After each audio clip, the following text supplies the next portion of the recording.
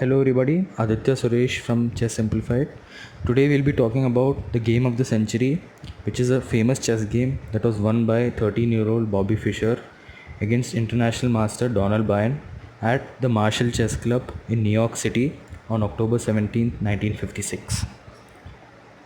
In Chess Review, an article was written by Hans Knock, who dubbed it as the game of the century and wrote, "The following game is a stunning masterpiece of combination play performed by a boy of 13 against a formidable opponent, and the match challenges on the finest record in the history of chess prodigies."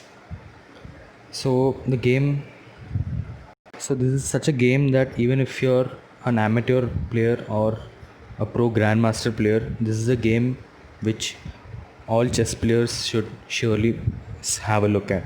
So in this game, Bobby Fischer is playing the black pieces, and international master Donald Byrne is playing the white pieces. So Byrne opens out with knight f3, knight f6, c4, g6,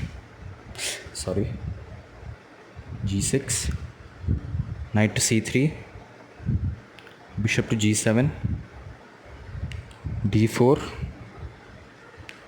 castles, and after the move bishop to f4, this is the Grunfeld opening.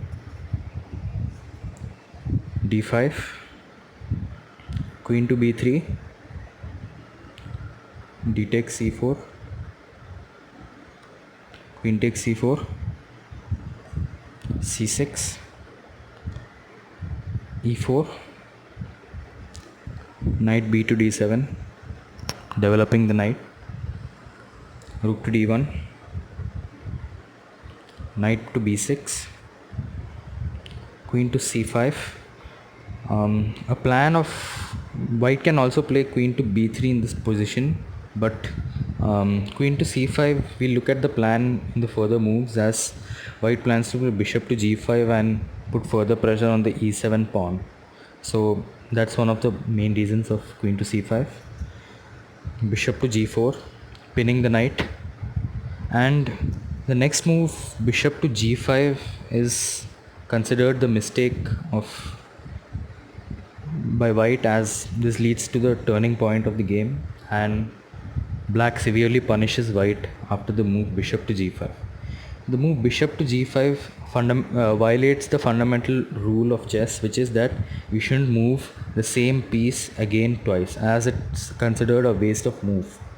So grandmasters have analyzed this game and said that instead of bishop to g5, bishop to e2 would have been a better move, as white is more safe and white can also plan to castle. So bishop to g5 is a move which black severely punishes. You can pause the video for a minute and guess black's next move. Black plays knight to a4, putting an attack on both the queen and knight. And if knight takes a4, black can play knight takes e4, queen takes e7, bishop takes f3, queen takes f8, d8, rook takes d8, bishop takes d8, and bishop takes d1.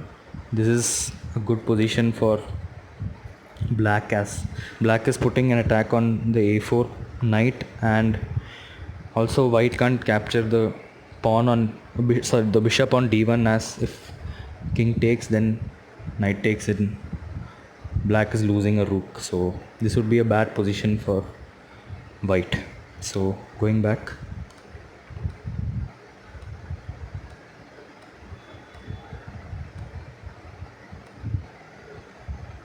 so that's not what white played. White plays queen to a3. Now we have knight takes c3, bishop pawn takes c3, knight takes e4,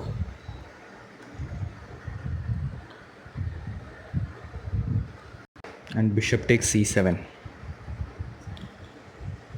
Now white is threatening to capture both the queen and the rook.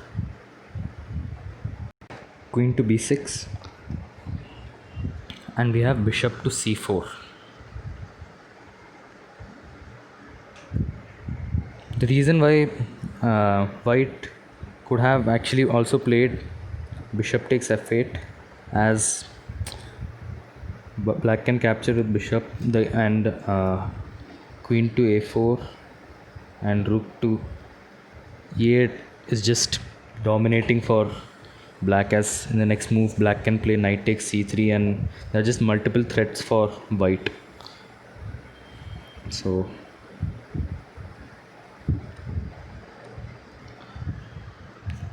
queen to b6, bishop to c4, knight takes c3, bishop to c5. And you can pause the video, and the next move which black plays is what truly signifies this game as the game of the century, and this can be also termed as the move of the century, since black's next move, bishop to e6, is a fantastic move played by black in this position. After rook to e8 check, king to g1, king to f1, and this is what bishop to e6 is what signifies the move of the century, as if bishop takes on e6, you can calculate that this is a forced checkmate from black, as black can play queen to b5, king to g1, knight to e2, king to f1, knight to g3 check, king to g1, queen to f1, rook takes, and this is checkmate. So that's not what we had in the game. Instead of bishop takes e6, we have bishop takes b6. Now bishop takes c4 check, and black has forced white into a checking spiral. So after knight to e2, king to f1, knight takes d4 first, as black can also play knight to c3, but the reason knight to d4 takes d4 is for black to activate his dark squared bishop. Knight takes d4, king to g1, knight to e2, king to f1, and knight to c3. Now we can understand the reason why black captured with the knight on d4 and has to provide more space to the dark squared bishop. Knight takes c3 check, king to g1, and a takes b6 first. Directly capturing the rook wouldn't be a much good move, as a takes b6 is providing a threat to the queen as well as to the white knight. So these are small factors which you must take note of in any chess game. Queen to b4, again not capturing the rook immediately. Rook to a5, activating his pieces. Rook to a4, queen takes b6, and now knight takes d1. h3, rook takes a2, king to h2, knight takes f2, rook to e1, rook takes e1, knight takes e1,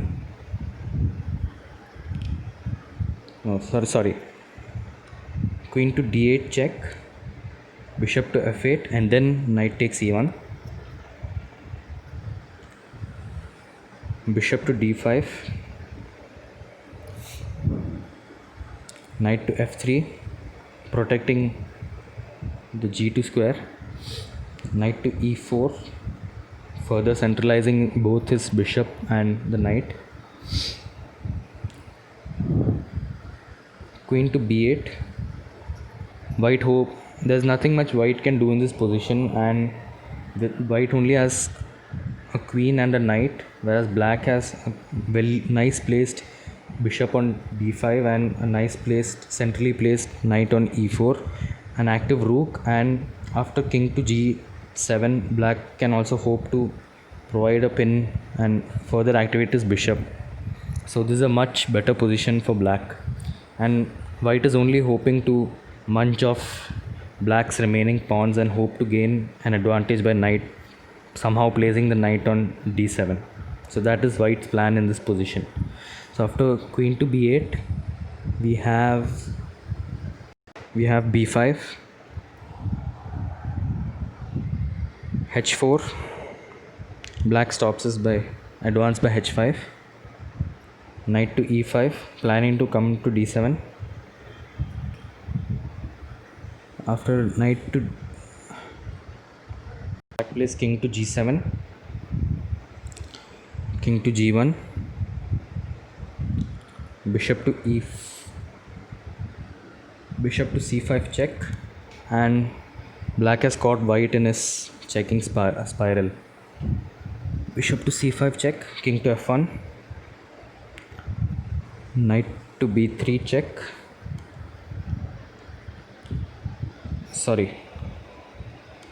Knight to g3 check, king to e1, bishop to b4 check, king to d1, bishop to b3 check, king to c1, and knight to e2 check, king to b1. Now you can pause and find the forcing mate line. So the mating line is knight to c3, king to c1, and rook to c2 checkmate. So this was a forced checkmate by black. So I hope you enjoyed this video and you learned something from this game, and I personally feel that every chess player should go through this and study this game, as there's a lot of lessons we can learn, and this game deserves the respect of the game of the century. Thank you very much.